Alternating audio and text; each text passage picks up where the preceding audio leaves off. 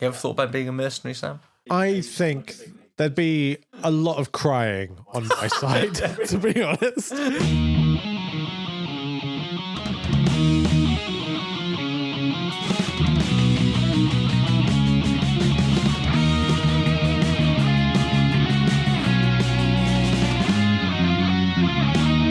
Hello, and welcome to Maiden Voyages, a podcast dedicated to Britain's most enduring cultural export, Iron Maiden, where we also go into painful amounts of detail about the entirety of their discography. As ever, we're your hosts. Firstly... So I'm Bledd, an historian of sorts, and I am an Iron Maiden faithful. Faithful? Yeah, I was thinking of, did you watch the Traitors on BBC? I saw a couple of episodes of it, yeah. Oh, I love the Traitors. This is real tangent. I could see the appeal of it, but what really bothered me was watching all these people being like, oh, I'm so smart. I'm going to do all this double bluffing. I'm a genius. I'm so tactical and sneaky. And they were all as transparent as cling film. Yeah. It's like Deal or No Deal, isn't it, really? Yeah, exactly. They're all idiots. But yes, anyway, I'm an Iron Maiden faithful. I would never be a traitor, Sam. Okay. Never. I'm Sam, a music journalist of sorts, and I'm an Iron Maiden Claudia Winkleman. Yes. Yeah, I can see you as the Claudia Winkleman. I'm just there, stirring things up. Yeah, stirring things up, but with a sort of friendly face. Yeah, exactly. Cynicism with a smile. The mediator. So, we're back with Brave New World. Yep. We're going to talk about some songs, Sam. Good. Yeah, we're going to talk about 10 straight. songs, to be precise. Okay. Sure, let's just get straight into it, shall we? Yeah, why not? No track one, side one now, because this is the CD era. You know, and actually, correct me if I'm wrong here, Brave New World, at the time of its release, did not get a vinyl release, I'm quite confident in saying. How would I correct you about this? You're the one who does the research. Yeah, well... I just have opinions. But I'm saying I've not actually specifically researched it. At that point, it literally just came to me now, but I'm pretty sure it did not get a vinyl release at the time. Okay. It's only subsequently it's had a vinyl release. And of course, I've got it on vinyl. Yeah, of course. Actually, it was a HMV limited edition one. Nice. Yeah, just released through HMV. Before we get into the track by track, should we share some broad thoughts? Or that's not the format, Sam. I know, but I think you can't go playing with the format now. No, sometimes we say a little bit up top. Well, one thing that's maybe worth talking about, if we're going into track one, The Wicker Man, is to talk about the sound of the album. The big thing I wanted to talk about was production, like we've done a few times before. Yeah. And I think Kevin Shirley, obviously, as noted last episode, manning the knobs. Ooh. Matron. Okay. But yeah, I think it can't be overstated how much of a step up production wise Brave New World is over Virtual 11. Everything sounds so much better, just in terms, not even just in terms of mix, right? Like even looking at just the tone of stuff, it's so much more enjoyable. The clean guitars sound like really smooth and well-rounded. There's like a really nice tone to them. The vocals are actually treated properly. There's bits of delay and there's backing tracks and harmonies. They feel fully weighted. They sit well in the mix. There's still some cheesy synths, that's fine. Nothing wrong with that, but they're much more subtly applied. Which Kevin Shirley takes credit for. He says that apparently he wanted to push the the cheap orchestration stuff. But yeah, you're right. It sounds better. But it's much more bedded in the mix, right? It's not just these really twee, MIDI compressed things appearing over the top. Instead, it's something that just forms part of a wider, holistic sonic quality and texture. There's no tacky seaside organ a la Angel on the Gap. Yeah, dun, exactly. Dun, dun, yeah, dun. It's just a world of difference. Yeah. And yeah, I think that alone, the production shift, does a lot of shaping why this is a better album than the previous two albums. Like, you could take this sonic font and apply it to the previous two albums and they'd be miles better already. And what's interesting is we'll, over the next series now, because this will bring us to the end of this particular series, we will probably discuss how this way of working, the Shirley Harris. Good. Well, it's diminishing returns, right? But it's great. Yeah, from the moment Adrian Smith's Wicker Man riff kicks in, just the way that guitar sounds, the heft it has. If because bear in mind, it's been less than 2 years or 2 years since you've had Virtual 11 as an album. Yeah. Compared to the work, how long we wait for Maiden studio albums now. Virtual 11 is really very recent. It's in new. People's minds. Yeah. And so then to hear that opening riff of the Wicker Man must have been so reassuring. Yeah. To go, oh, thank God, this sounds good. Yeah. And it just sounds good. But I think it's a really good segue actually into the opening track, Wicker Man. Because I think that sonic quality, and specifically the choice of opening of the Wicker Man, which is also the single that pre-leads the album, right, is very considered and very much a case of how do we show Maiden is back stronger than ever? We do it with like maybe the punchiest song across the whole album. Like the most direct, the punchiest song Maiden have written since then, to be honest. Yeah, I mean, and this is what getting Adrian Smith back in the band does, right? Because it's interesting that because he goes on to be such a prolific songwriter, where he was and goes on to be in the subsequent 21st Century Maiden albums, he doesn't have a whole lot of songwriting credits on Brave New World. Yeah, I think he's only got 2, right? And the Wicker Man is one of them, but it's well known that is Adrian's riff, and I think the song is effectively his baby, for want of a better phrase. But yeah, he just brings those punchy, amazingly hooky, catchy hard rock songs. Yeah, I have to say, every time I hear this opening riff, and I don't know if anyone else gets this, I start hearing Prowler. Yeah, like the I'm half expecting a wow, wow, wow, wow, wow.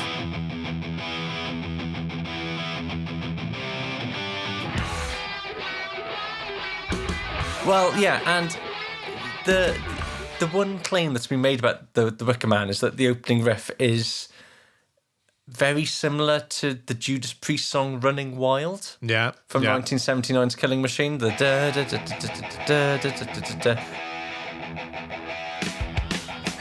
But I mean, this isn't a criticism. It's pretty basic, right? Yeah. It's just like a chugging E minor power chord. Yeah, but it's just gloriously effective. Well, I think this song, more than the rest of the album, harkens back to like Maiden's glory days. Oh yeah. Like this wouldn't sound out of place on Number of the Beast. Production stuff aside, it's that kind of songwriting. And Kevin Shirley's decision to record seemingly like the kind of musical beds live, it does really pay off on this record because it's got like a swing and a vibrancy, and a crackle and a fizz that is so missing from the last couple of Maiden records. But of course, like that would be great, but it's a great song, isn't it? Like it's just a banger of a tune, a great hooky riff, awesome chorus. Almost quite surprising that it hasn't just become a mainstay of the Maiden set. Because I think most bands, if they had a song that good, you could like open with that, you could finish with that every night. Song a lot. And yet, in the context of Maiden's discography, you feel lucky to have heard it. I've heard Maiden do it twice. I've seen Maiden 11, 12 times, something like that. I think one thing because I guess we're kind of saying this song sounds like this is a really good microcosm of what a revitalized Maiden would sound like. Yeah. But I guess it's not even a revitalized Maiden. It's like we were saying in the previous episode, it's a reunion plus kind of setup where you've got extra members. I might be mishearing this, but I think there's like 3 distinct guitar solos that happens in the solo section. I think you're probably right. It's predominantly Adrian does the bulk of the lead work. Yeah, but I think that it sounds like there's 3 different players, but maybe I'm off. But if that is the case, then that's quite a nice way to kind of be like, hey, we've got 3 guitarists now. And it sounds like it's got that sort of thickness you'd expect from 3 guitarists in terms of the sound. Yeah, like one of the great Maiden opening tracks, really. Like across all the eras, I'd say. Like absolutely. I would say this is up there with one of the top Maiden album openers. It is great. And it's worth probably noting at this point, though, and, as someone who thought I'd uncovered every stone of Maiden trivia. I know where you're going. It's only relatively recently I realised there is a different version of The Wicker Man that was early released as like a sort of promotional version to American radio stations with a different chorus. Well, or an amended chorus. So, I mean, you just need to go on YouTube and listen to it, basically, listeners, if you don't know what we're talking about. So there's a version of The Wicker Man that was pre-released for American radio where the distinctive guitar lead part, the da-na-na-na-na sort of lead guitar frame, is not there, but there's an extra backing vocal. So, Your Time Will Come, but then the backing vocal of Thine Will Be Done.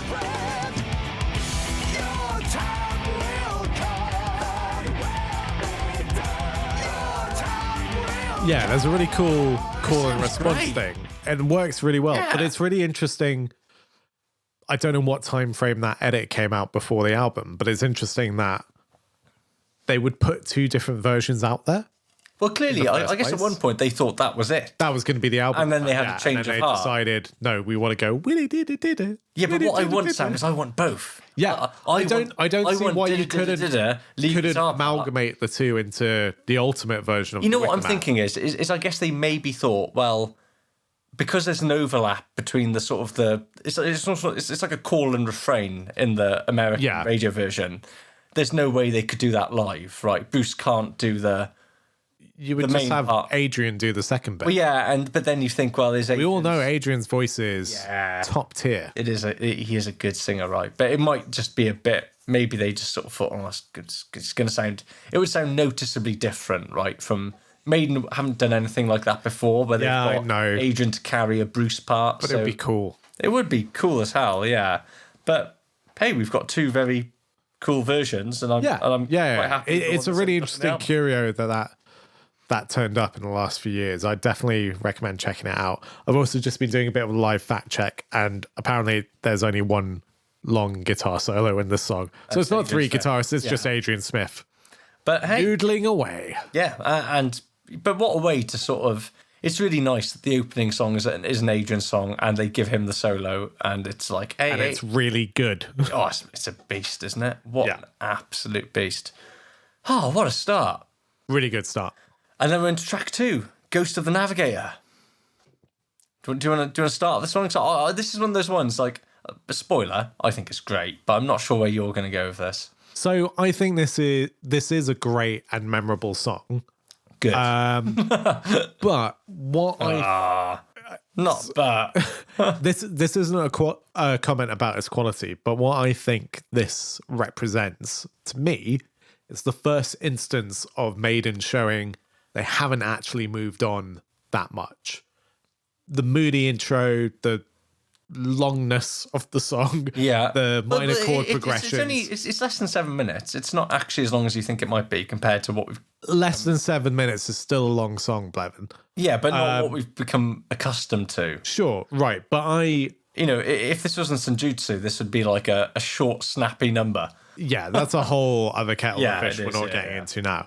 But I think this is the first sense of like, oh, actually, a lot of this album has its roots in the Blaze Bayley era of Maiden. The songwriting approach to Iron Maiden as a whole has changed. Yeah.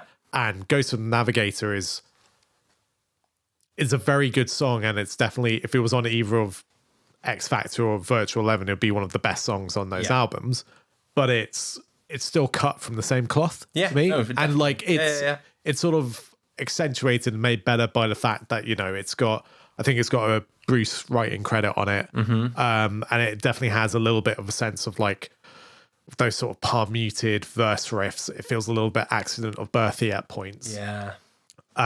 Chunky, isn't it? Chunky, yeah. It's like what's missing on the Blaze albums, which is not Blaze's fault, as we said before. It's a production thing, but there's something metallic about it. Yeah, there is, right? Which is much needed. But yeah, I do think this is the first sign of tying things back to, oh, actually, Maiden's songwriting approach has shifted completely in the last 6 years.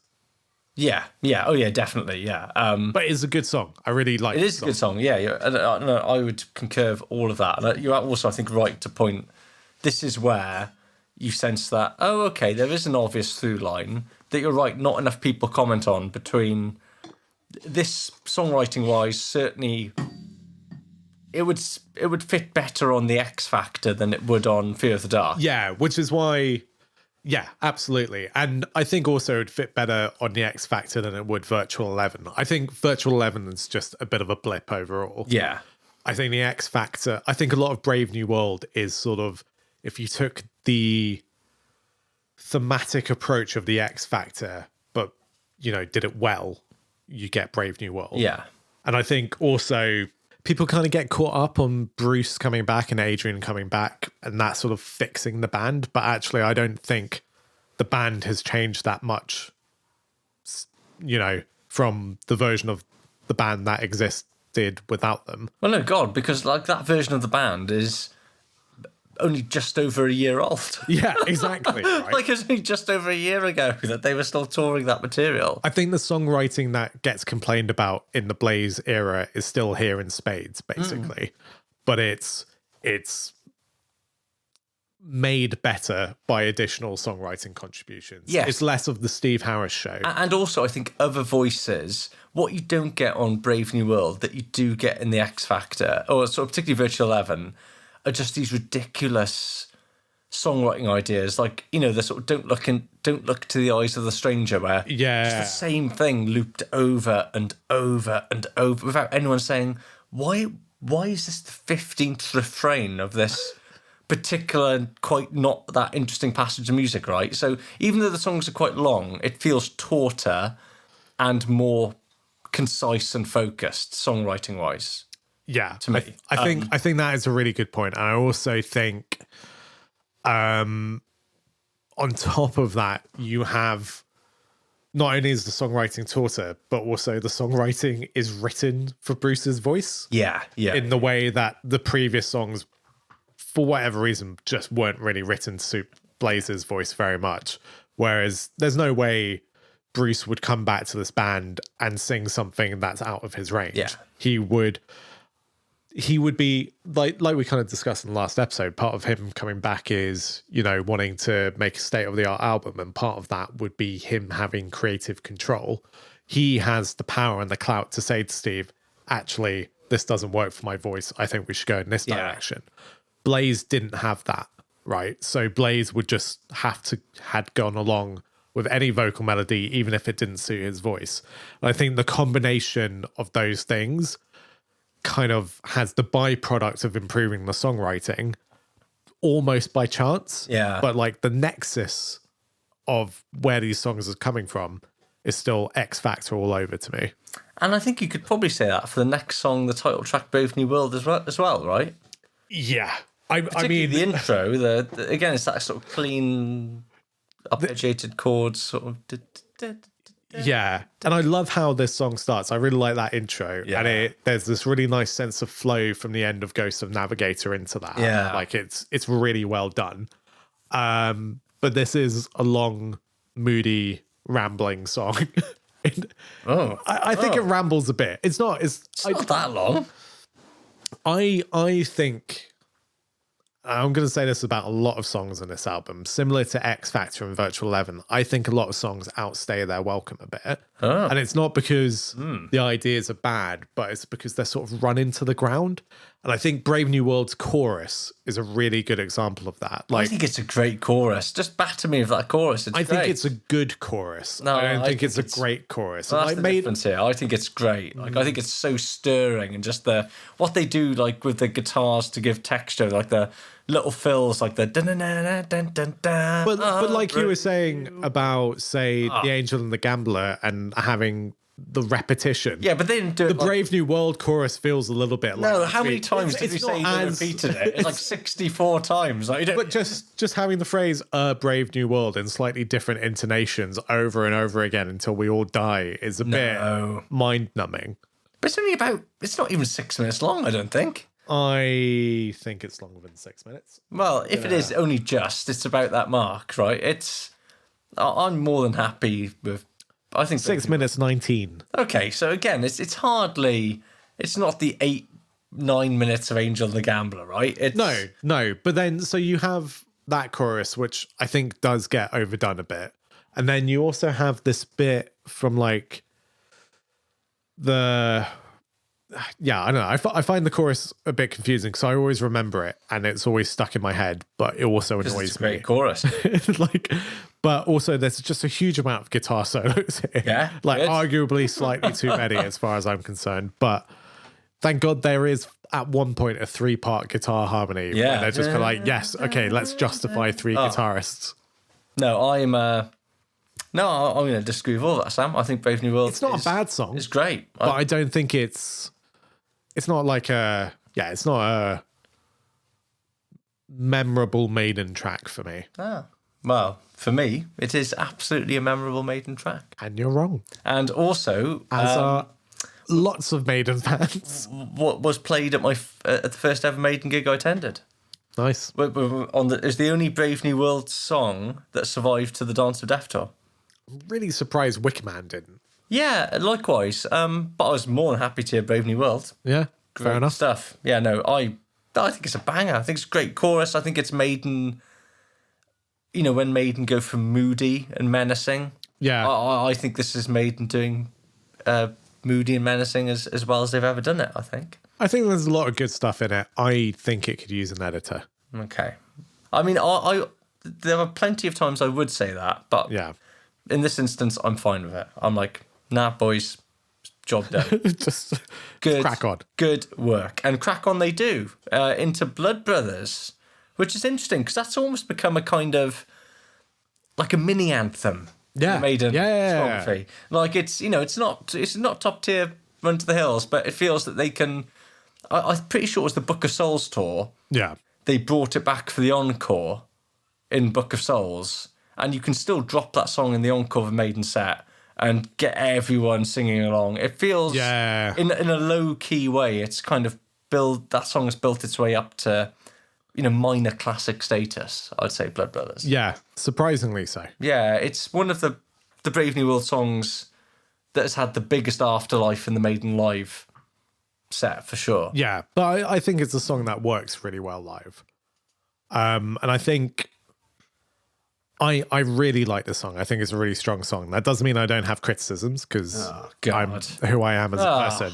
But before I get into those, I think this song in particular feels like it could be on the X Factor. Just, it would be the best song on the X Factor. It's one of the few songs I think I can imagine Blaze singing. Yeah, exactly. Yeah. Like, in my head, whenever I hear this, I don't hear Bruce. Yeah. I do hear Blaze's voice. The melody it might have been written for Blaze. Yeah, the melody and the range of it is very, it's much lower. It's much more understated. It's very Blaze Bayley, which does link to what we said last episode, but this was one of the songs that Steve was working on for Virtual 11 that, for whatever reason, didn't come together in time. Yeah. And also, the conspiracy stuff about Blaze's songwriting aside, technically only Harris has a songwriting credit on this song. Yeah.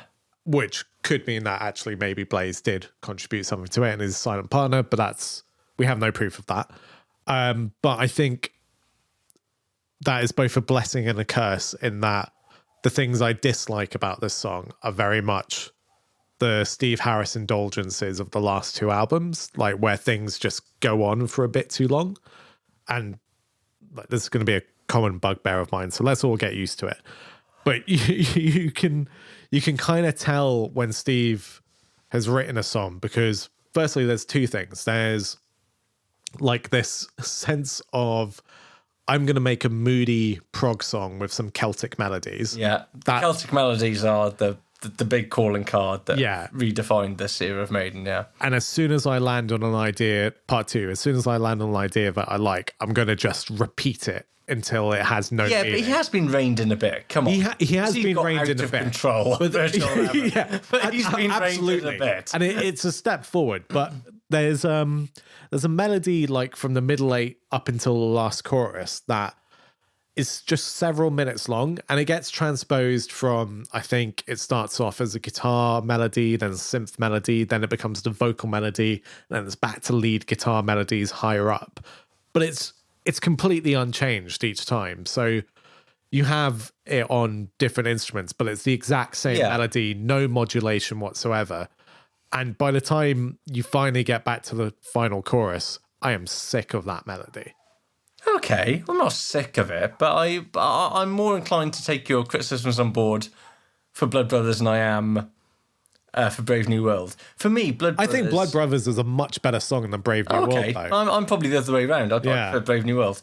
But I also really love Blood Brothers. But for me, it just sort of works as a live anthem. Yeah, that chorus is such a good sing-along chorus. Whereas I don't think Brave New World is that sing-alongy. No, maybe that's true. But I always think Blood Brothers on record, I'm like, yeah, this is good. I enjoy it.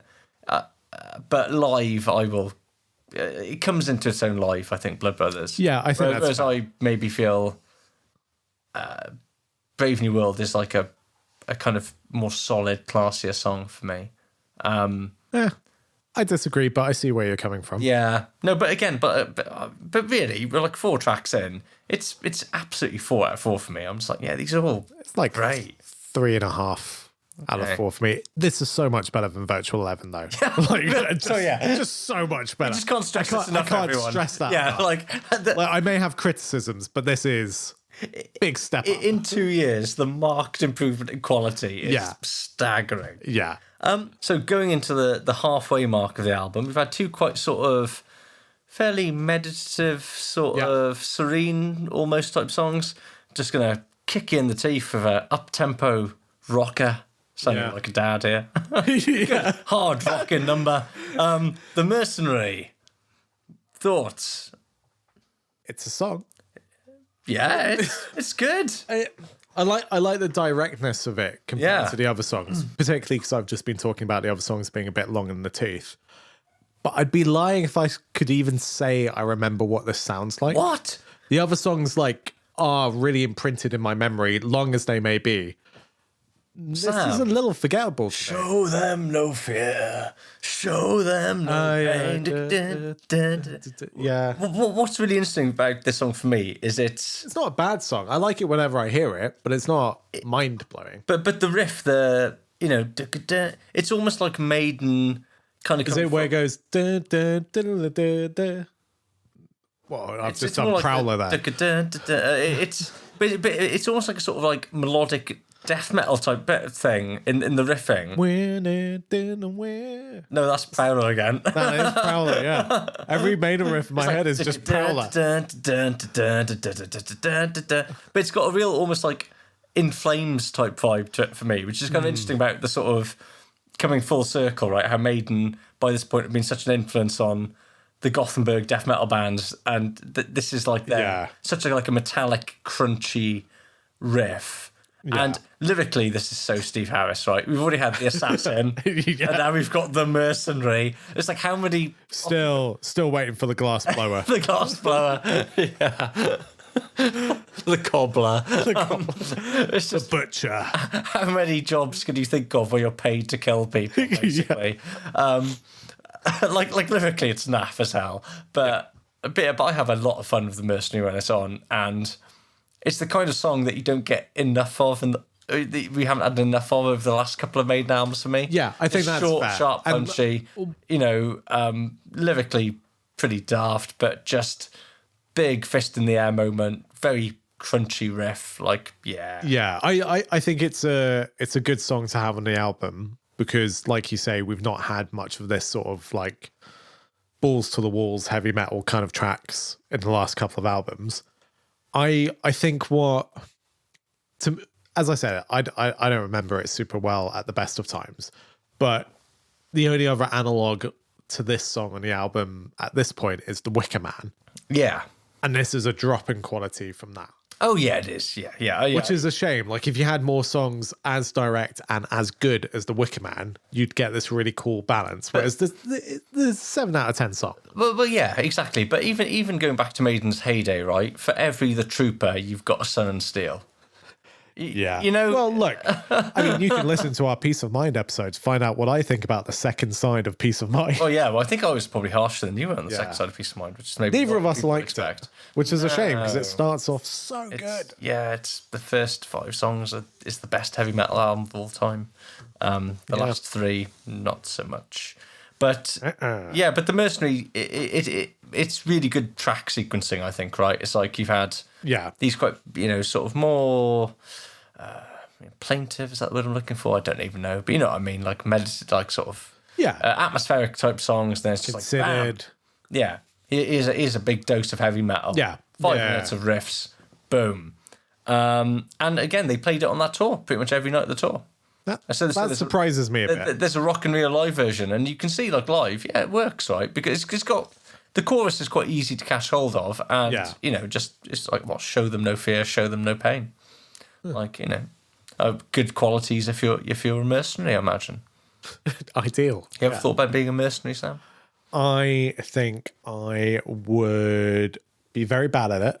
Because I'd be given a brief and my target and who to get, and as soon as it comes to if you're a mercenary, you're not even a contract. You're like a contract soldier, right? So you're probably going to like the west coast of Africa to like overthrow a government, being paid by like a big mining company. There'd be a lot of crying on my side, to be honest. Why am I here? Why am I doing this? I'm not ready for this. Job entry. So, Sam, why did you want to join the mercenary? I don't want to. I got a family to support. Okay. You ever fired an automatic weapon, Sam? I don't want to shoot anyone. I don't want to fight anyone. The only shooting I do is hustle the dead. Yeah. Maybe stick to the third sector. Probably. Yeah. Charities are good for me. But you get your dose of metal, track 5, and then we're back into, I think what Malcolm Dome in his review for Krang sort of spoke about as like the centerpiece of the album. Interesting. Which is another song that was played live pretty much every date of the Brave New World tour. Yeah. Which is Dream of Mirrors. I'm worried what you might think about this. Because I don't think you're going to like it. Spoiler, I do like it. Why don't we go through your thoughts first? Okay, so Dream of Mirrors for me is the realization of this is the most X Factor thing on the album for me. Yeah, I think that's fair. Right? But this is the realization of the promise of those ideas. Yeah. You sort of think, oh yeah, with a good production, with proper songwriting nous, this is what it can do, right? Because it's all kind of the build to there's a lot of kind of like tension and kind of pull and push, but you do get the payoff at the end of it for me. Like the chorus is actually good. I think the problem with a lot of those Virtual 11 X Factor songs, it's like all build and mood. Yeah. And then you get to the end point and it's just like nothing. Whereas for me, that's really fast. Dream of Rivers actually has a really great chorus. I really like the Celtic inspired verse bits, the little dun, dun, dun, dun, dun, dun, dun, yeah. And also the ridiculous opening, the dun dun. Have you ever felt dun dun? The future is the past. Like it's such almost like Phantom of the Opera, but really slowed down. I know you're probably going to say it's too long, right? And I'm not even going to argue that too much, but I just think it's good. So I'm like, yeah, if it's good, just keep it coming. I think Dream of Mirrors is a really good song and is almost like this is what the X Factor could have been.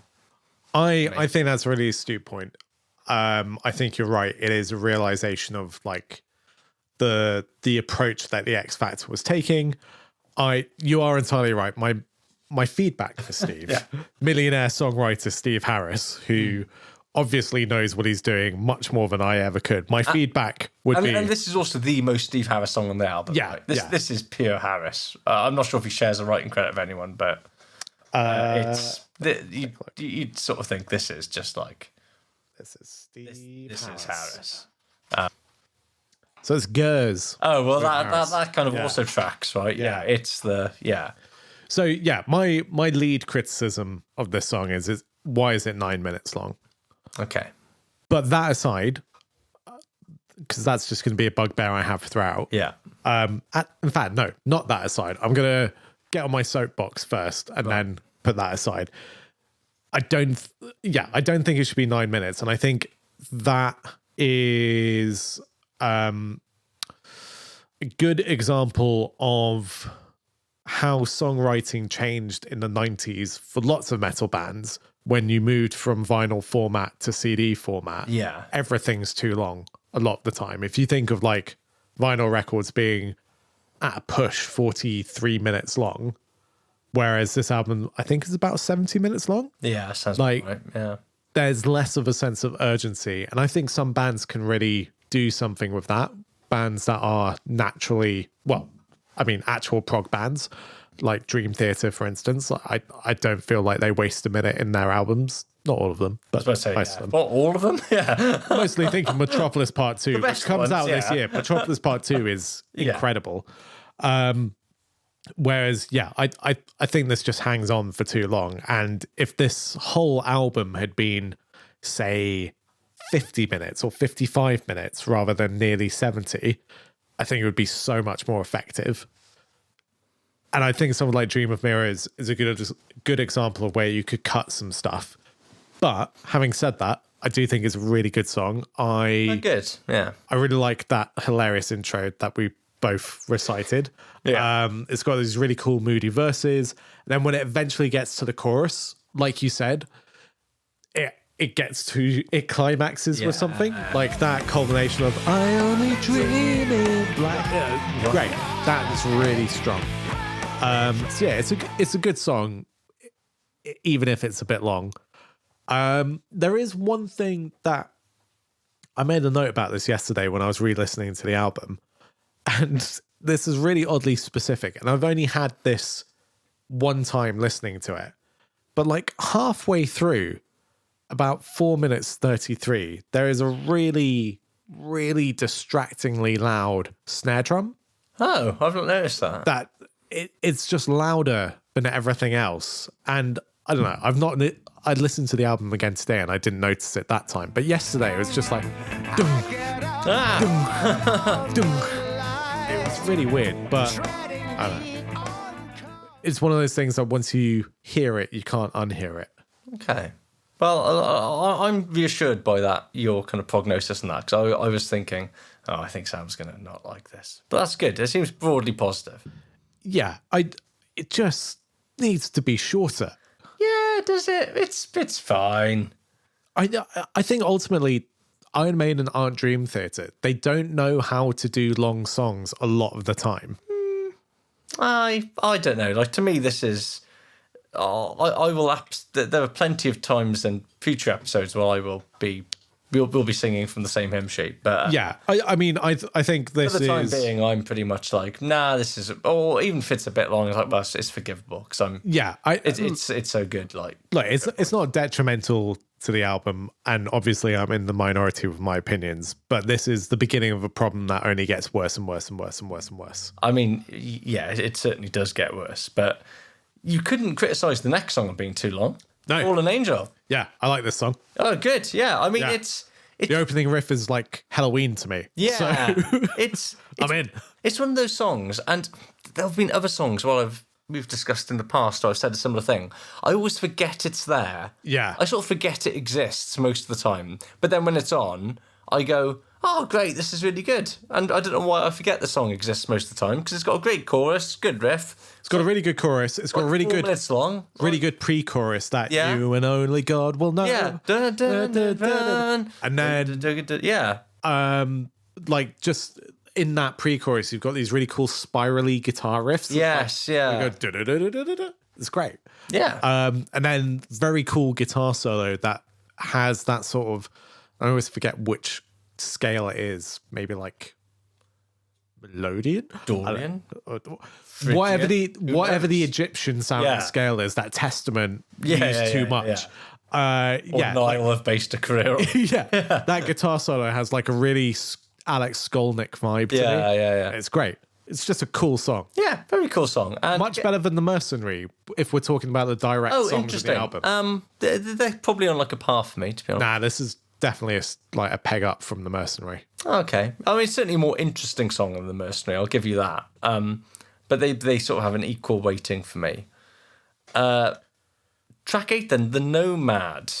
Now, worth pointing out, we have discussed The Nomad. You need to go back to the Number of the Beast episode, because this was embroiled in the whole Beckett rip-off lawsuit thing. So in the same way that the manager of Beckett took Maiden to court for ripping off lyrics for Hallowed Be Thy Name, he also alleged that that same song, Life Shadow, parts of it ended up in the song The Nomad. Yeah. Okay, interesting. And there are similarities. I mean, well, you know, how similar, I guess, is, you know, up for debate. But The Nomad has got, for me, there's some really good riffs on this. There's some really good riffs. It's quite an interesting song. How am I... For those of you who aren't British, if you say interesting slowly, it's usually a bad thing. No, but it's not a bad thing, because I enjoy it while it's on. Yeah. It's probably the least effective, well, without, you know, getting to the sort of best of the beast, worst of the rest feature, it's the least effective song as a whole, but nonetheless, I think its components are quite interesting, like in a genuine way. Like, it's sort of... I think that's fair. I mean, the first note I've put is, it's got some cool guitar bits, but God, is it boring. Oh, I didn't find it boring. I find it pretty boring. And like, again, actually... You don't like the Nomad? No, I don't. And like, the things I find interesting about it is the guitar riffs and the solo. The riffs are the best thing about it. Yeah. Because really, it's one of the heavier moments in the album. Yeah. Well, like, but again, like, the scale use is very... Yeah. Western interpretation of Egyptian music about it. And to be honest, what this song feels like to me is if you took the concept of Power Slave as a song and made it bad. Oh, no. If you took the concept of Power Slave and sort of slowed it down into... If you stretched out the song Power Slave... Yeah, basically. Like in your audio interface. No, there are definite Power Slavey vibes. I do not dislike The Nomad. I want to go on the record saying that. I think it is a decent song. It just... Why is it 9 minutes? Why? Yeah, that's a fair point. Yeah. And like... I know I've ranted about this a couple of times. Yeah, already. I wasn't going to back you when you were going at Dream of Mirrors for this, but I will come on board that, The Nomad is not 9 minutes worth. But also, if you look at the whole album, you have 10 tracks, and 7 of those tracks are over 6 minutes long. Yeah. That's a bit of a slog. Yeah, but Sam, you've got to get used to it, because otherwise it's going to be a long series. Whatever on 3. I know. Dance of Death is going to be the last time I have fun. Oh, come on. I mean, listener, I'm going to be having a great old time right up until pretty recently. Yep. I'm on board. But no, the Nomad it's not even a misstep for me. It's just like, it doesn't... You know what I said about Dream of Mirrors, about having the payoff of like a really epic, amazing chorus. Yeah. The Nomad's lacking that, and it's more like a kind of interesting mood piece in an odd way. It's just like a sort of... Well, it's a vibe rather than than like a song. You know what I mean? I think you're right. There is a mood and a vibe to it. There is something in there. I just think it's... The constituent parts are interesting. The song itself is not. Okay, that's a fair assessment, I'd say. Going into the penultimate track then, now, Out of the Silent Planet. The second single, albeit This was a single? Yeah, but a single that is the most overlooked Maiden single, I think, possibly in the history of their entire discography. What an absolute tune. Why the band didn't push the single more. Yeah. And we'll get to this. They only played the song live a handful of times. Like on the tour, they barely played it. Like a few times on the Brave New World tour, they tried fitting it into the encore for whatever reason. They didn't stick with it. I think if they'd stuck with it and actually played the damn song live, yeah, it would have a case to be a a sort of almost modern day Maiden classic. I think that's fair. love Out of the Silent Planet. I'm with you. Yes. Like, firstly, sick guitar opening. Yes. Really love that opening lead. And to be honest, I don't have a huge amount to say about the song. I love the chorus. I think the verses are really effective. Has a really cool middle eight. Yeah. I think it's one of the best tracks on the album because it just kind of nails the brief of what this version of Maiden at the turn of the millennium should sound like. It's still urgent and punchy, but also more considered and contemplative, but without being sort of wankily self-indulgent. Yeah. Like, I think this song, in the same way that you were talking about Dream of Mirrors being the realization of what X Factor could have been, this song is that for me. Oh, interesting. This is the realization of this era of Maiden. Like, this is, everything just clicks. And Bruce's layered vocals in the chorus just sound huge. So You get good. to the Out of the Love it. Silent Planet. What I find odd about it is I can see where they're going, why they've put this where it is in the album. But a part of me thinks, you know how Power Slave, you just got the 1-2 punch of Aces High into 2 Minutes to Midnight? Yeah. There's another version of this album where you've got the 1-2 punch of the Wicker Man into Out of the Silent Planet. Can you imagine? And also that would have given this song the kind of status it deserves, rather than sticking it as the penultimate song. I'm really surprised at how this song doesn't feature in the modern Maiden narrative. No, I think this is like one of the better 21st century Maiden tracks. Massively, yeah. If this had been on Senjutsu, people would have lost their flipping minds. And although the production would have been worse. Oh, yeah, of course it would have. But people would have said, oh, this is the best thing Maiden have done since insert whatever album. Yeah, right. Yeah. It's a banger. Oh, absolute banger. Maiden need to address the balance here. They need to bring this song back from the dead. Which brings us on to the final song, The Thin Line Between Love and Hate, a song you were familiar with going into this album, as you said last episode. Yeah, so I don't know what the narrative around this song is. Legal streaming? Well, no. How you heard it. Oh, right, what the story of the song is, you mean? No, what people think of this song. Okay, yeah. I don't the general think people consensus think much about it at all. It's sort of very overlooked and forgotten. Yeah, which I find strange because I think this is one of my favorite tracks on the album. Agreed. It's got that cool sort of almost Fear of the Dark-esque riff opening it up with some chunkiness and like a slinky bass line before it then picks up momentum.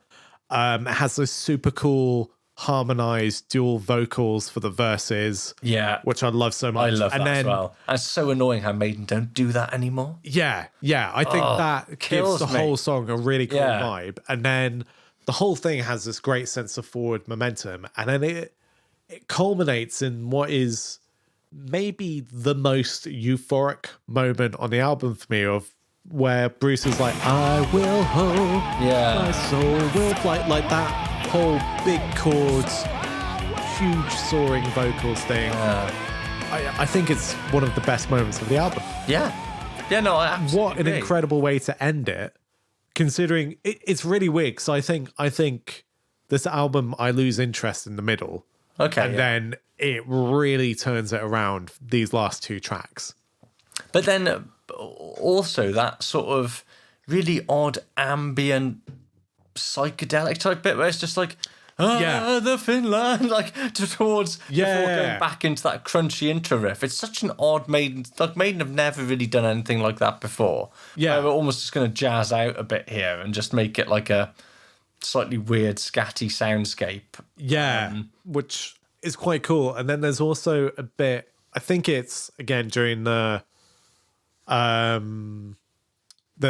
during the chorus itself, where you have a guitar part that sounds almost contemporary. At that point where it's like just I guess it's, I don't know, octaves or something. But it's just something you never hear on a Maiden record. It's like an before alt rock, Brit rock type guitar line, right? Exactly. So that kind of big open. Dare I say, it's the kind of thing you might hear on like a feeder record or something.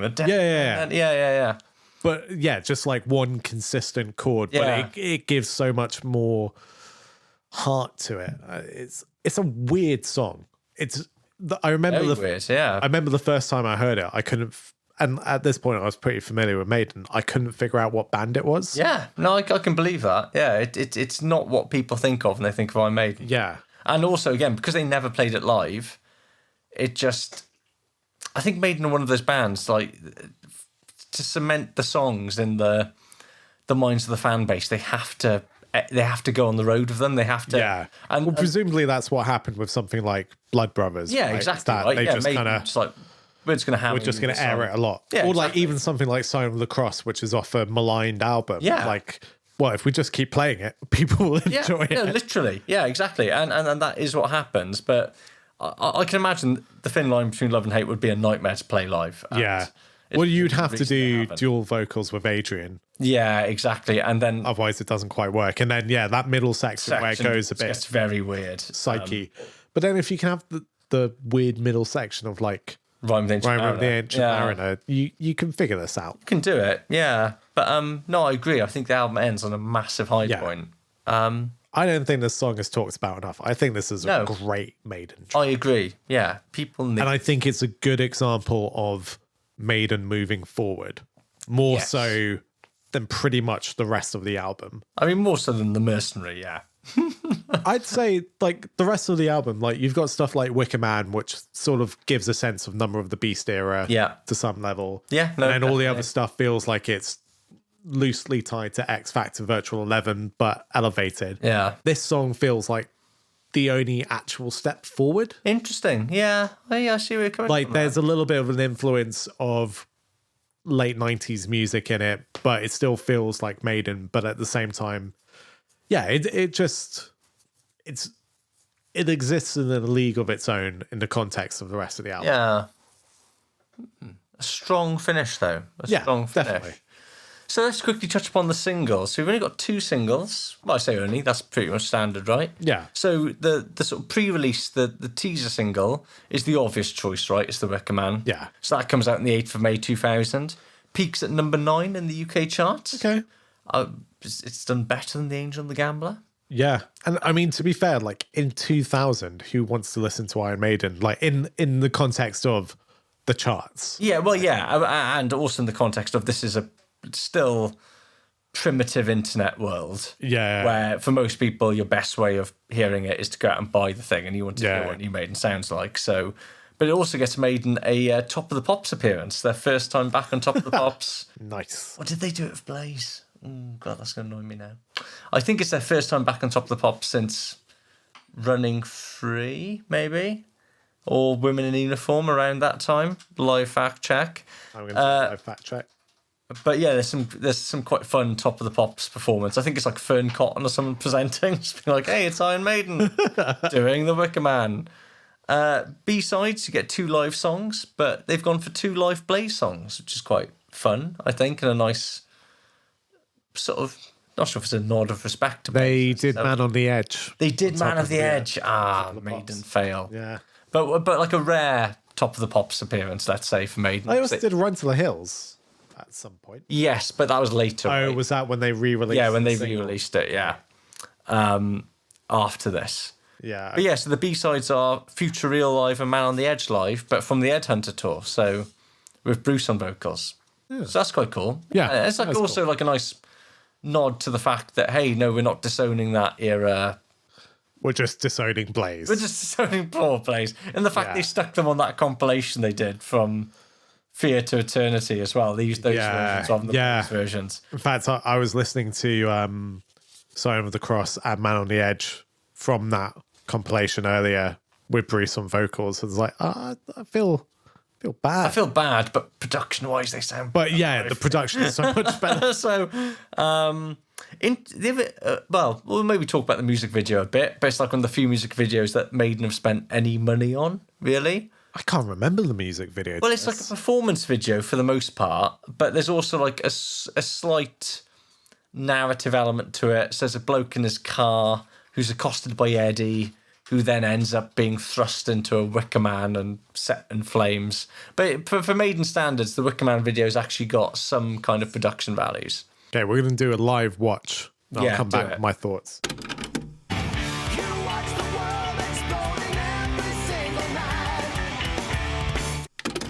Okay, yeah. So I vaguely remember that video, having rewatched it. It's a couple of things stick out to me. Firstly, you're right. It sticks out partially because it has some thought and budget put behind it, which is rare for Maiden videos. Very rare, yeah. It's really, really turn of the millennium in terms of filming style. Like lots of bright flashes, jump cuts, and like weird off-kilter quick shots and stuff. But also, this sounds like a really weird thing, but one thing really sticks out to me about this video, and actually, now that I think about it, lots of promo photos from this era, is firstly, this is the first time you're seeing, this sounds stupid, but bear with me, but it's the first time you're seeing Maiden fronted by Bruce with short hair, which, considering everyone else, like, still looks like long-haired dads, is quite a distinct image, and, like, it's very much the image that Maiden have for the next 5 years at least. Yes, yeah, because he does go through a period where he lets it grow, he grows it out a little bit. But only a little bit. It's not like nowadays where he just grew it long again. Yeah. Like, and I don't know why that matters. It doesn't matter, but it was a big talking point. But it was a big talking point. Yeah, I mean, what it makes me always think of is, I don't know if you remember Mullet Man on Scuzz. God, and like, there's this amazing clip of Mullet Man, I think at a download festival or something, where Bruce has just come back to Maiden and manages to like get up and close with Bruce and it's like, Bruce, why'd you cut your hair? Bruce, you're not metal anymore. Iron Maiden, man! Hello. You're my third favourite band! Are you really? Not seriously, after Saxon and Aerosmith, you guys are just pure evil, mate! I love you! You should have got your hair cut! You should never have got your hair cut, you're not evil! I'm evil! It's terrible, but it's sort of great. But yeah, the combo I sort of feel like Mullet Man was kind of a real... That was a low point in British culture for me. Yeah, that's like fair. At the time, I was probably on board with Mullet Man. I look back at it now and just think, oh man, this is... But in the sort of cynical... So for those of you who don't know, Mullet Man was a character on Scuzz who... What was a UK music television station that just played rock and metal stuff. And Mullet Man's segment... Mullet Man, the character, was a guy with a mullet. Where is he now, Mullet Man? Who knows? But wearing like double denim, really obsessed with Saxon. Saxon was his favourite band.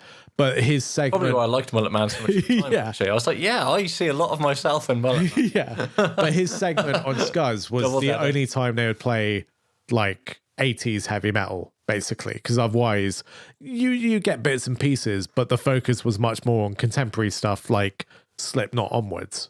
Yeah, a lot of the time. Not back in the day. Like back in the day, it was like that Metallica For Whom the Bells.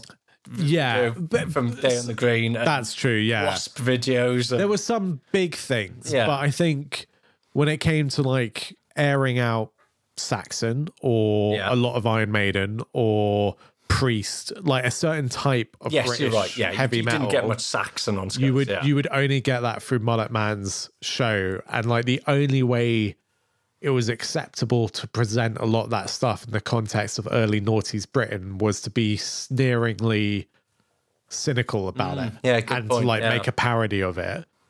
Whereas the real truth was a lot of people wanted to see that, but the only way you could do that was like with a sense of faux irony. Yeah. But yeah, so that tangent aside, you've got the short-haired Bruce, and then you've got everyone in denim and leather, which in 2000 is quite like a dinosaur rock throwback kind of vibe. Definitely. Yeah. No, that's like it all feels quite deliberate in terms of image. It's quite interesting. Yeah, and because Maiden don't look like that now. Well, and you've raised a good point, right, about where Maiden fit in 2000s metal, but we'll park that for when we talk about the album's reception, I think. Okay. But, like, if I don't remember, bring us back to it, because I think it's worth talking about. The only other interesting talking point about the Wicker Man, and this is a bit of a citation needed kind of fact, but the artwork for the single was created by a chap called Mark Wilson. Okay, so it's a decent bit of artwork. So Eddie is the Wicker Man, etc.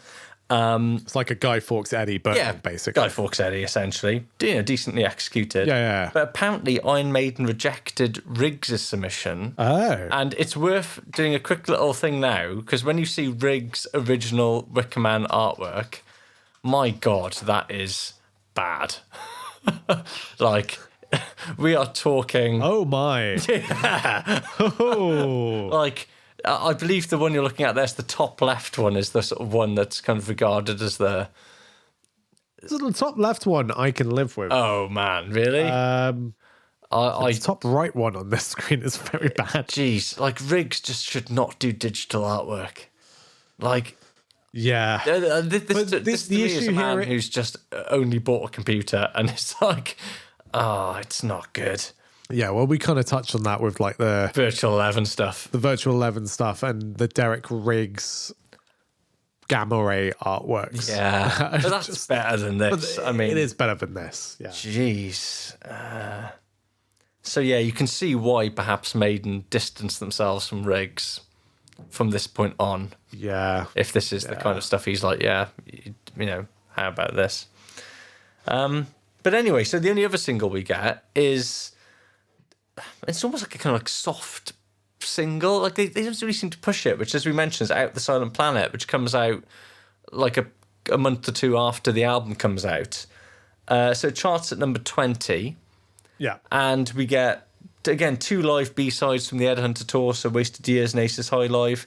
Interestingly for Maiden, it's the same B-side across different formats. Oh, so they're not even varying the B-sides. Yeah. So you get a CD version.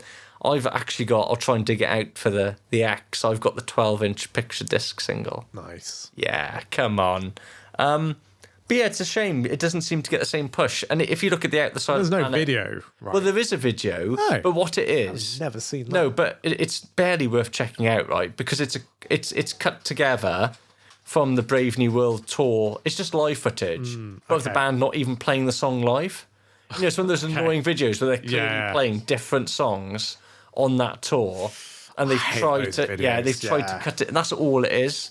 So it's not, just sad the it's real injustice to what I think is one of the best songs on the album. Exactly right. Yeah, it's such a good song, and yet it seems like by the time they got to it, they can really barely be bothered to. Which is weird. Yeah, very odd. You think they'd be pushing it? No, I don't know. I guess they just think that by this point, you know, we'll look at the album, the charts, right? But the album's kind of been and gone at this point, and there's probably not really much they can do to. You know, it's not the kind of album that gets a second wind. People who want to buy it are going to buy it in the first week. Yeah, that's fair. That's fair. And, you know, then they're going to go out and tour it. So this is just hey, you know, there's a single if you want, I guess. There's a couple of B-sides and whatever. But the fact they weren't even playing the single in their live sets at the time it came out kind of makes it a bit redundant. Yeah. A shame, though, because, it deserves more. Mm-hmm. So, how was the album received? So, in general, very favourably, right? So, a very good write-up in Kerrang. Interesting quote I found from Classic Rock, though, which said, it may not take too many strides forward, but it certainly succeeds in reeling back the years to Iron Maiden's heyday. That's what Classic Rock had to say about it. But presumably that's relatively recently. No, I think that was the contemporary Classic Rock review. Did Classic Rock exist back then? Yeah, it did. Classic Rock's been going... Well, this is about... Funnily enough, I believe the big cover feature about Bruce rejoining Maiden was an exclusive Classic Rock at the time got the big cover feature. Which is interesting. There's an iconic photo of like Steve and Bruce kind of holding hands, but almost like they're kind of wrestling, and that was Classic Rock's cover for like Bruce rejoins Maiden. So that's quite interesting that they would get the exclusive when they're trying to...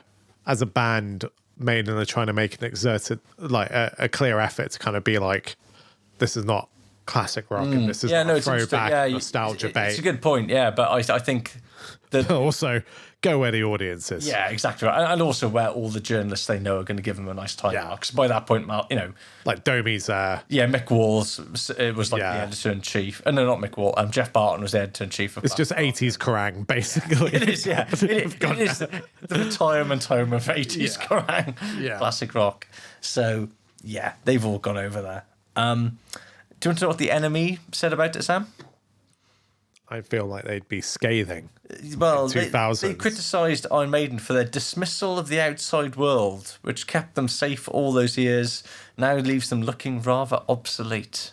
Sure, right, but I mean, Enemy was never going to be fans of Maiden, even in their prime, right? But this is, well, of course not, right? Enemy were the antithesis of Maiden. Yeah. What did Blabbermouth say at the time? Because now we're into like the now into the Blabbermouth digital age. I know, right? Yeah. Talk about so Brave New World. I'm sure everyone knows who's listening to this knows what Blabbermouth is, but it's the rock metal news. It's a website I check multiple times a day for some reason and have done since I was 15. Yeah, exactly, right? It's, It's just a habit I can't kick. It's the constant source. Give me the goss changing about world. aging metal stars. The Blabbermouth review described Brave New World as tired and uninspired. Wow. Said Brave New World will fail to leave a lasting mark on the face of the current metal scene. Interesting. Because I always assumed the narrative around Brave New World, and maybe this is just a narrative amongst Maiden fans, was that this was a real, proper, powerful comeback and everyone was so happy. Well, that is mostly true, right? And I think if you look at Metal Hammer, Krang, that is mostly true. But what is interesting, and goes back to, I think, what you were touching on before, is that in a metal landscape that's peak new metal, Yeah. the wheel is about to turn, right? It's Yeah. about to turn back in bands like Maiden's favour, and for like Maiden, Leopard, Saxon, all those bands, they're about to have a much nicer time of it. Yeah. But not quite But yet. right now they're still Yeah, no, old they're hat. like the sort of. I still think 2000, right, is the peak of new metal and also the beginning of the end of new metal, Yeah. Yeah. right? You see what I mean? And so Maiden, the world is beginning to come round to bands like Maiden becoming acceptable and more than acceptable, like actually beloved and everything else. Yeah. But they're sort of on the cusp. And there Yeah. are some people who can kind of see the direction of travel, and there are other people who still think, mate, this is like embarrassing. And the fact you've got Bruce and Adrian back in is almost kind of desperate. You know, there are some people who think this is desperation on your part. And, you know, this is dinosaur music and the future is going to be, you know, Limp Bizkit. And of course, history has told us that, no, Limp Bizkit wasn't actually the future of... Although weirdly, they are still around and Of course seem they to be quite successful. Well, I think Limp Bizkit have gone through what Maiden have gone through. Yeah. They've gone through a point where they were It was like over 2 decades ago now. they were so- embarrassing in about 2007. God, we're old. And now everyone loves them again in the same Yeah, way that Maiden yeah. have gone through that same cycle over 2 decades. It's really weird. It is very odd indeed. Yeah. But Because, yeah, I always thought the narrative around this was like, oh, Maiden are back on track and everything's fine and everyone loves this. And what I had kind of planned saying, what I've kind of alluded to throughout the album review is that I think this is a slightly overrated Maiden album. I don't think it's a bad album, but I think it's given undue prominence because Bruce came back and Adrian came back and the production is so much better. Whereas actually, I think the songwriting is not its best. It's better than the last couple of albums, but it's not mind-blowing. I don't think bloody hell. this vote... Yeah. I think this is a good album, but I don't think it is... I don't even think it's the best 21st century Maiden album. Okay. This is where we might differ. Might. I'm not even sure, but I'd rank it just yet. But yeah. I'd say it's probably the second best. Okay. Maybe third. Well- maybe second. See, I think we're probably both on track for second, but I think our first might be different. Let's park that Okay. for the time being. Yeah. It's almost like we have to cover the other albums. It's almost like we've got to see this damn thing through to the end. So Oh, yeah. there's only one way to. It will take us years, but we'll get there. But yeah, but it is interesting that 2000 is very much a crossroads in the Yeah. world of heavy metal, right? And no one's quite sure which way it's going to go. And And actually, for everything I just said, this album is important just in the sense that it lays the groundwork to allow Maiden to reclaim their status. yes, Even if this album sucked, which it doesn't, but like just the shift in everything, production, members, whatever, puts them in a much better position to roll into the second wind or third wind that comes in a couple of years. I think what's interesting is if you ask people in 2000, in 2025, who will be headlining London Stadium, Iron Maiden or Limp Bizkit, I think you would have been mad to say Iron Maiden. Whereas if someone Like, said Limp seriously. Bizkit nowadays, you'd be like, but what? people would be like, are you high? Yeah, the idea they can play in front of like however many, was it like 18,000 people? No, it's more than that, isn't it? It's like 20,000 or something. I think it's way more than that, isn't it? It's like No, actually, because we looked it up and it was about the size of a small town. it was sort of download side. Yeah, it's about 70,000 people. Yeah, I think it's at least 50,000. But no one would have said that in 2000, right? I think you'd have 80,000 capacity. That is more than downloads some years. right? And the idea that you would have said in 2000, given the choice between those two bands, who would do that? Yeah. The smart money would have been on Limp Bizkit or Korn or something. Yeah. Wouldn't it? I mean, to be fair, I think Korn can do big venues, but not Limp Bizkit. Oh my god! No, But not 80,000. But they can't even headline download in this country. Yeah, that's interesting. But and no one would have said that again back in 2000. Also, we haven't touched on this, and we'll probably talk about it more in depth in a future episode. But obviously, we have tickets for the London Stadium gig. Oh, we do. Despite us being in our mid-30s, we've decided to get standing tickets for the front section. Yeah. So we're going to be in a lot of pain on the Sunday afterwards. Sam, I don't think the Maiden crowd these days. It's not like you're going to see It's just going to be slow. 2003. Yeah, there's going to be us and a lot of people older than us. I would imagine, but it's going to be great. I'm very excited. I'm so excited. Yeah, it's my birthday as well. So what a way to celebrate. What a time! 36. 36. Seeing a bunch of people nearly 70. Yeah. So, as usual, when we do the reception, obviously there's lots of online rankings of Maiden albums out there. Yeah. So just to go through those. So Louder, which is the online presence for Classic Rock and Metal Hammer, rate this as the 10th best Maiden album.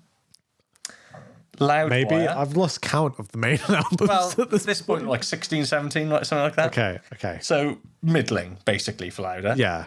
Loudwire rank it as the 8th best Maiden album. Okay. Kerrang rank it as the 6th best Maiden Well, album. Kerrang is wrong. Are they, Sam?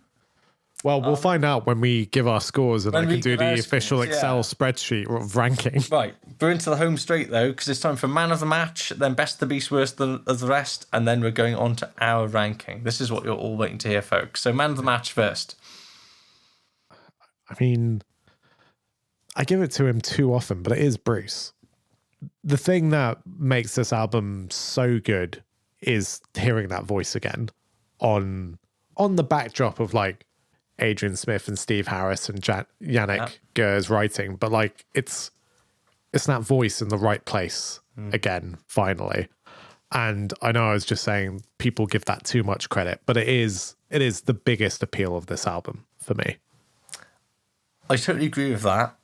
My man of the match, though, I'm actually going to go for Steve Harris. What, because he reined it in a bit? Well, no, because... No, he was man enough to bring Bruce back. The reason being, no, honestly, it's because Steve has had to eat the most humble pie here. That's fair. He's had to recognise, you know what, I can't be the controlling producer. Yeah. I need to have other people to help me. Yeah. Because in a way, I think the second half of the 1990s is characterised as almost like the Steve going it alone approach. Yeah. The Steve Harris way or the highway. And he's had, I think he seems like a very proud man. And I think for him to make all those concessions, I think that probably was quite hard. And I think it's a really good point. And also, I think the stuff he does contribute to the album is his best stuff in years. Forever. Yeah. Well, not forever, obviously. But in what feels like forever in the context of this podcast. It feels like a very long time I've been able to talk about Steve Harris in glowing This podcast feels like a very long time. Well, it's been over. What, how many years now?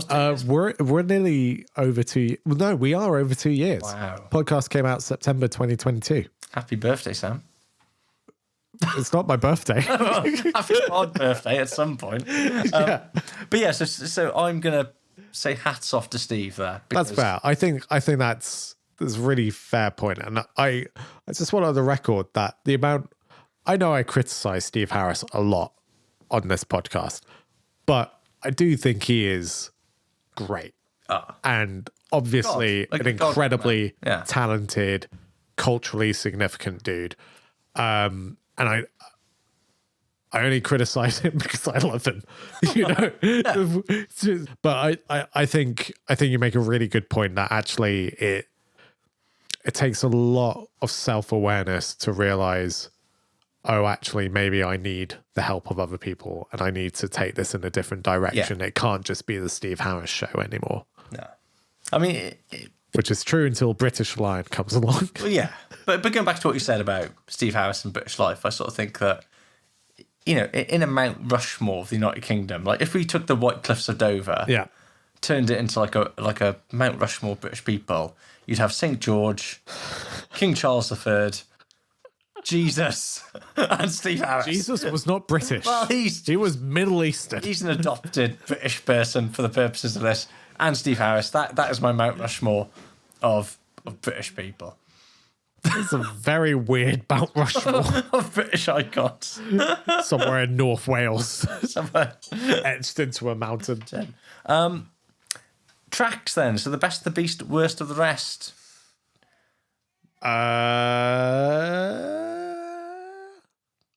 Do you want me to start? You start, because I haven't decided. The best of the beast I find really hard, because the Yeah. one thing I'd say about Brave New World, it's we might differ in here slightly. I think it's damn consistent, really, compared we to some differ of the slightly. records we've spoken about. I think it's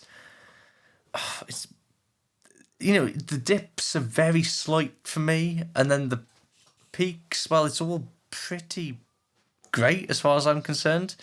So on any given day, it would be different.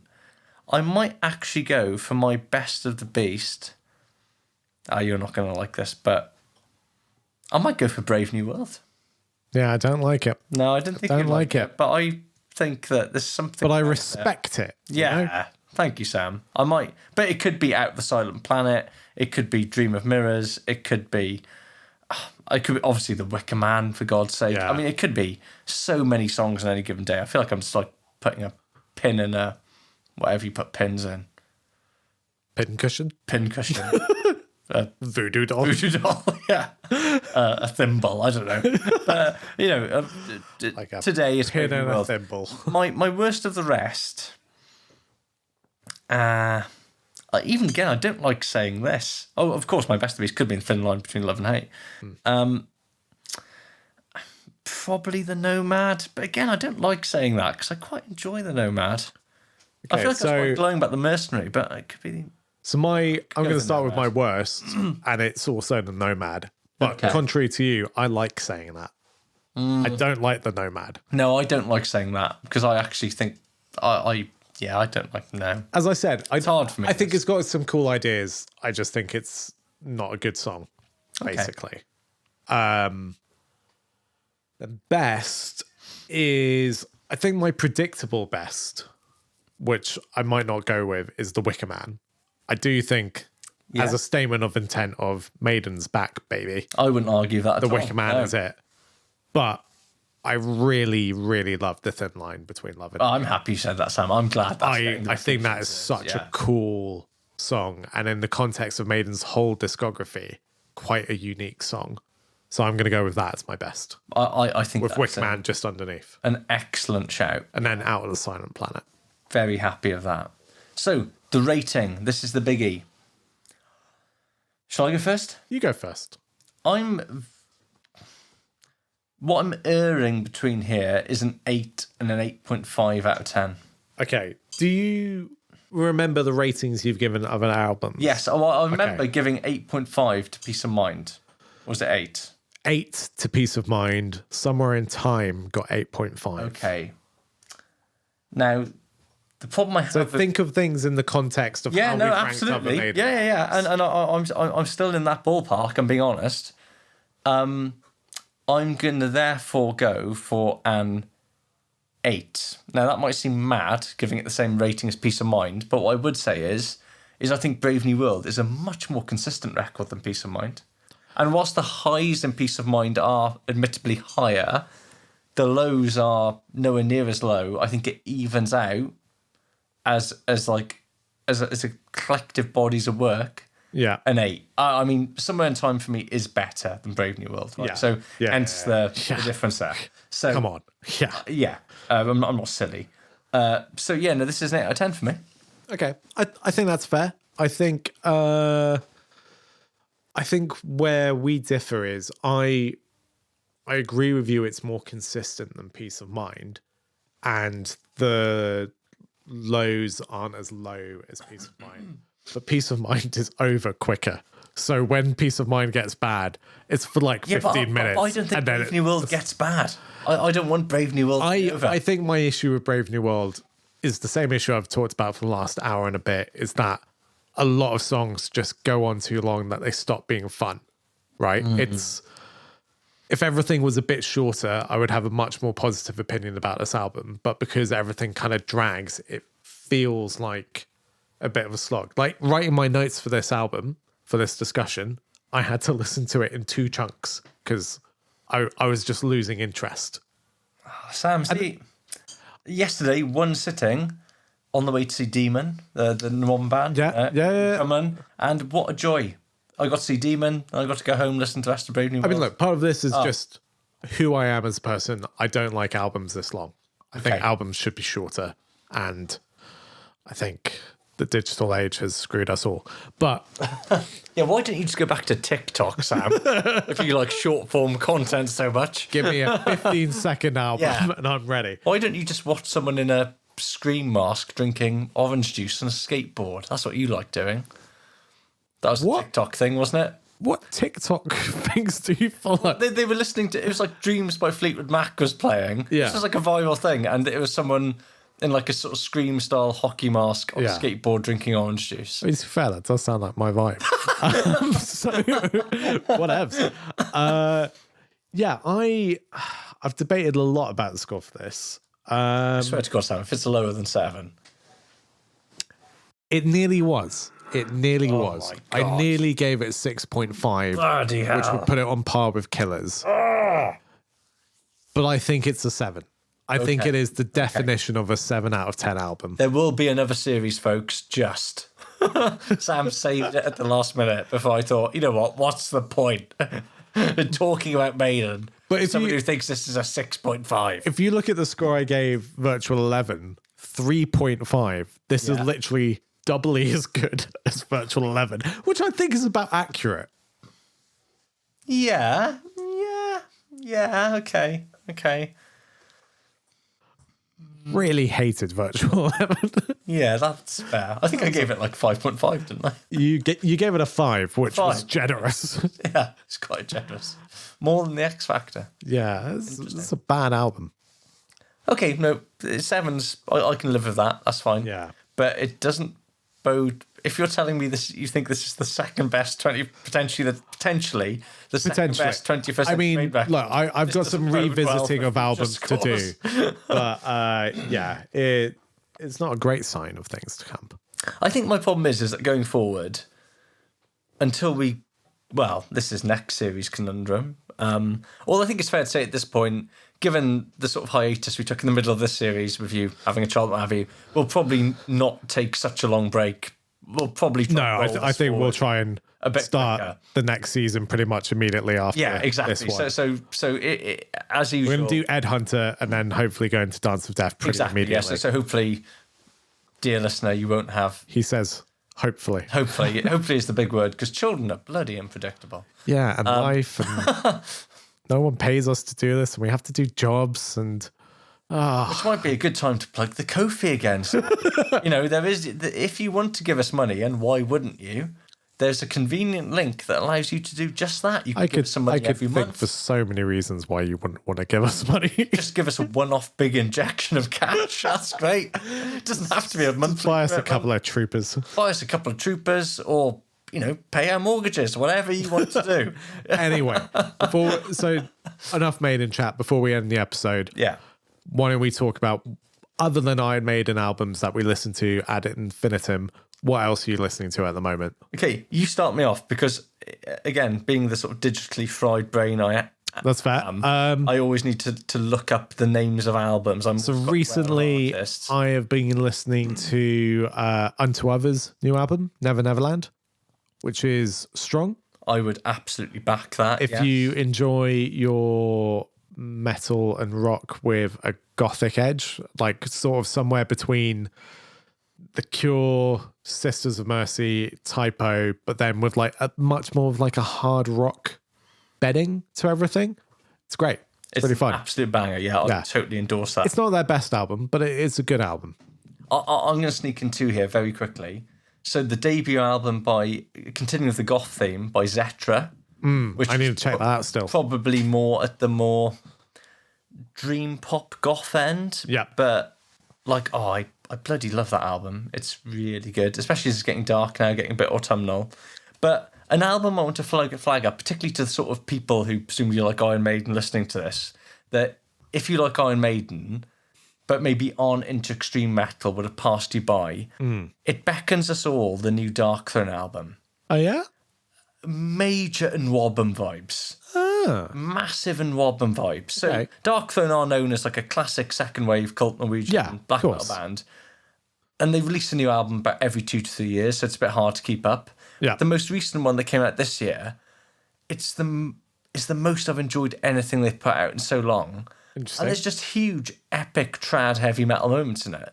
Cool. I mean, I'd say it's barely a black metal album. It's sort of somewhere. Well, they've sort of shifted towards like a crustier side anyway over the years. They had sort of crust punk phase, but now they sort of seem to have settled on this kind of, I don't know, like Nwabum Angel Witch meets Celtic Frost, right? And that sounds interesting. I was not expecting 2024 to be the year I thought, man, the new Dark Throne album, that is really my jam, but it's so good. Okay. And good look into that. You've got some absolutely excellent song titles like The Bird People of Nordland. Sold. Immediately sold. The Lone Pines of the Lost Forest. Okay.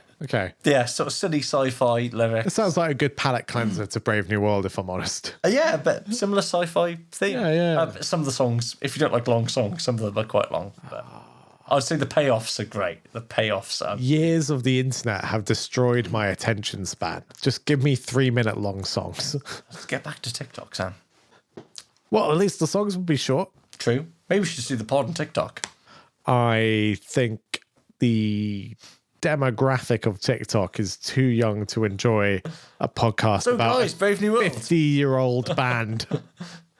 Good drift, songs too long. Bye. Bye. Number of the Beast. It's good. It's good. Dunzo. Right. I think we've talked ourselves. We've exhausted this format enough for one session. Indeed. So all that is left to be said is follow us on X at MaidenPod. Send us your Brave New World ticket stubs, merch, t-shirts, posters, signed lithographs, coasters. Any Brave New World stuff you've got. Anything you've got. You can also now listen to us. I mean, presumably you're listening to us on whatever podcast format you want, but we're now on YouTube. No video content, just a podcast. If you enjoy this, please share it with other Maiden nerds in your life. Yes, because, there are a lot of Maiden nerds. There's more than I expected, if I'm honest. Yeah, so, if we get all the Maiden nerds listening... We could have all... We could have some more listeners. Yeah. Because we're still failing to find a way to monetize the podcast. Yeah. Get the Maiden nerds listening. And subscribe, please. Apparently that helps. I'm not Give us entirely sure 5-star ratings. I mean, it makes us feel good. So, if you're an empathetic person and care about... Just give us some validation. Yeah. Please. We're so desperate. We like the fact it's got, of the 12 reviews it's got on Spotify, they're all nice. So they're all thank you nice. for those 12 people. And if you're going to the London Stadium gig next year, come say hello. Yeah. If you're in the standing front section. Yeah. And you want to buy us a pint. Two big caveats. Right? Two big caveats. Can't speak to us without a pint in your hand, ready to go. Yeah. All right. I think we can end it. I think we're done. Bye. Bye.